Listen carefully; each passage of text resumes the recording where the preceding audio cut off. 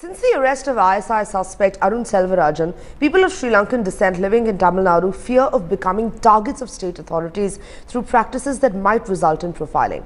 Tamil Nadu Q branch sleuths have already started enumerating Sri Lankans staying in the state. Shisha Reddy reports on more.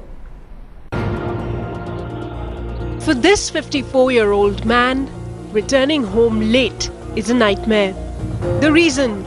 He came to India as a refugee after the then Prime Minister Rajiv Gandhi was assassinated. Returning home late is a nightmare. With the arrest of ISI suspect Arun Selvarajan, the fear factor is on the rise. Though his details are already registered with the Q branch officials, he says Sri Lankans are always on their radar. எல்லாருமே பண்றதில்ல ஒரு 10 பேர் இப்போ இங்கே 2 லட்சம் 1 லட்சம் தமிழன் இருக்குன்னு சொன்னால் ஒரு 40-50 பேர் தான் அதை பண்ணுறான். ஆனால் எல்லா தமிழனையும் அதிகாரிகள் பார்க்கல ஒரே மட்டத்தில் பார்ப்பாங்க.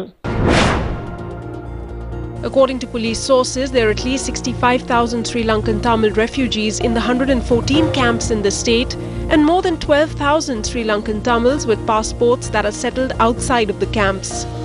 And more than 12,000 Sri Lankan Tamils with passports are settled outside the camps. Sources in the police department say it is difficult to track a Sri Lankan Tamil as he looks like a Tamil, and that's the reason for meting out this kind of a treatment. Activists condemn such practices, terming it as inhuman. This time only, for the last 30 years they are suffering, but because of this one guy, the police is vigorous on this issue and is taking raids and other things, searching, and it is a very much torturable inhumanity. They are behaving as like inhumanity. It is totally against human nature. Sri Lankan Tamils who have been camped here for decades see Selvarajan's arrest as a ploy to break the relationship that the Lankans share with the Tamilians here. இதெல்லாம் மன்னிக்கக்கூடாது.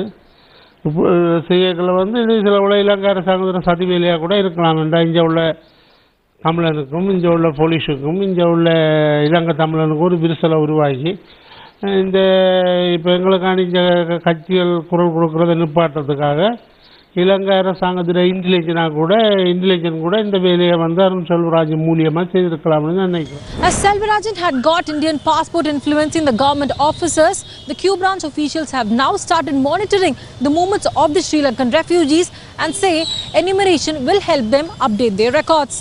While civil rights activists call it unacceptable, the refugees say they have been targeted and are not happy with the treatment meted out to them. With camera person Daniel Srisha Reddy in Chennai for Headlines Today.